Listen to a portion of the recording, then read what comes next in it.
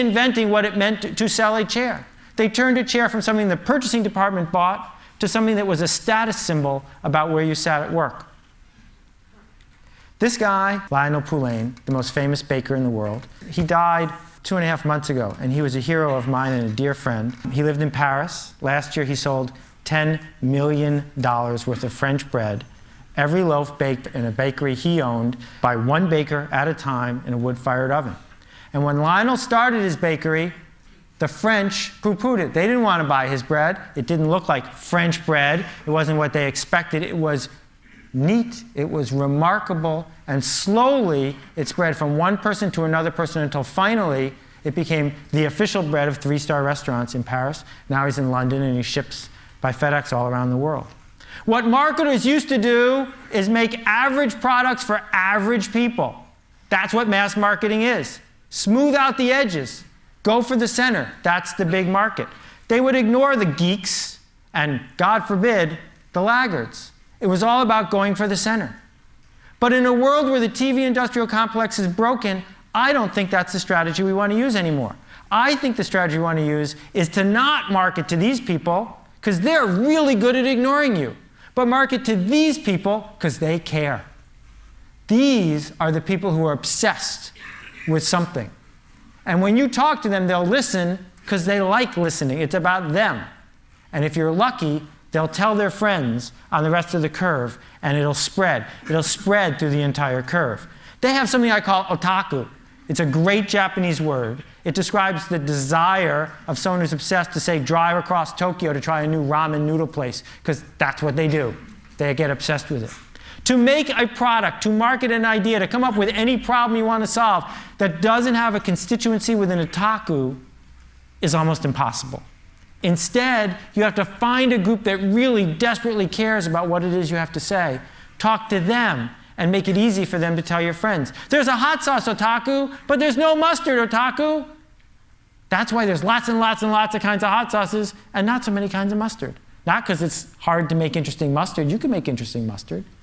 But people don't because no one's obsessed with it, and thus no one tells their friends. Krispy Kreme has figured this whole thing out. Krispy Kreme has a strategy. And what they do is they enter a city, they talk to the people with the otaku, and then they spread through the city to the people who have just crossed the street. This yo-yo right here costs $112, but it sleeps for 12 minutes. Not everybody wants it, but they don't care. They want to talk to the people who do, and maybe it'll spread. These guys make the loudest car stereo in the world. It's as loud as a 747 jet. You can't get in. The car's got bulletproof glass on the windows because they'll blow out the windshield otherwise. But the fact remains that when someone wants to put a couple speakers in their car, if they've got the otaku or they've heard from someone who does, they go ahead and they pick this.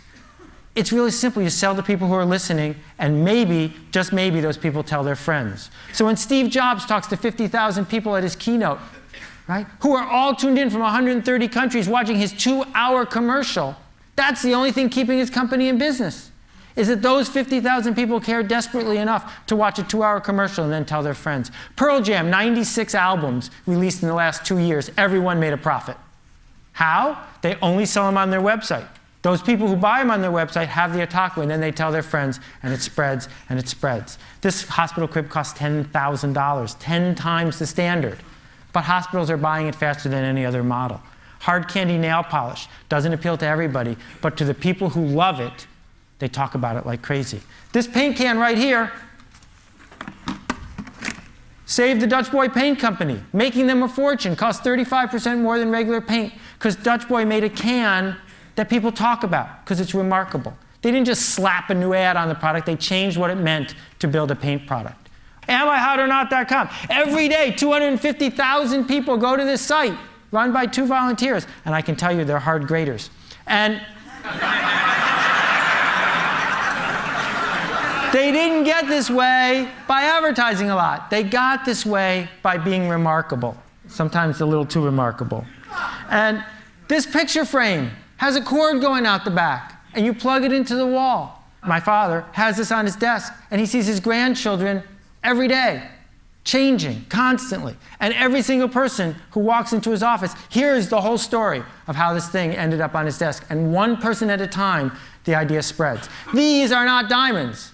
Not really. They're made from cremains. After you get cremated, you can have yourself made into a gem. Oh, you like my ring? It's my grandmother.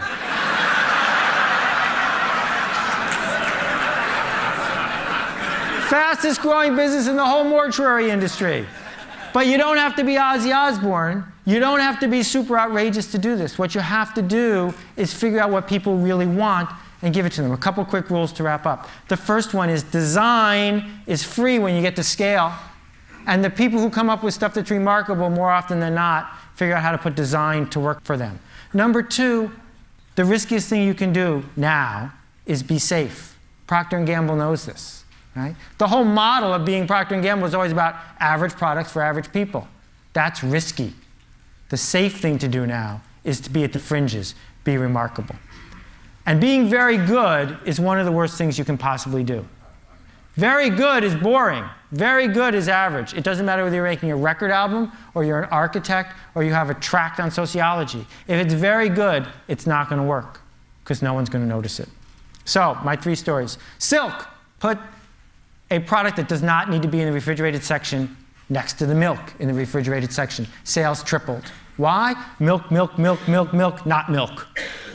Right? For the people who were there and looking at that section, it was remarkable. They didn't triple their sales with advertising. They tripled it by doing something remarkable.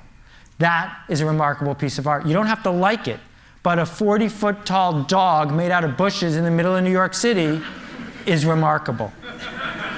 Frank Gehry didn't just change a museum, he changed an entire city's economy by designing one building that people from all over the world went to see. Now, at countless meetings, at the Portland City Council or who knows where, they say, we need an architect. Can we get Frank Gehry? Right? Because he did something that was at the fringes. And my big failure, I came out with an a record album, and hopefully a whole bunch of record albums in SACD format, this remarkable new format, and I marketed it straight to people with $20,000 stereos. People with $20,000 stereos don't like new music. So what you need to do is figure out who does care. Who is going to raise their hand and say, I want to hear what you're doing next, and sell something to them. The last example I want to give you, this is a map of Soap Lake, Washington. As you can see, if that's nowhere, it's in the middle of it.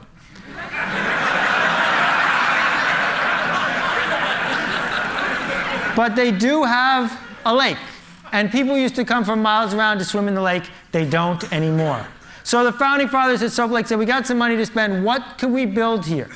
And like most committees, they were going to build something pretty safe. And then an artist came to them. This is a true artist rendering. He wants to build a 55-foot tall lava lamp in the center of town. That's a purple cow. That's something worth noticing. I don't know about you, but if they build it, that's where I'm going to go. Thank you very much for your attention. I appreciate it.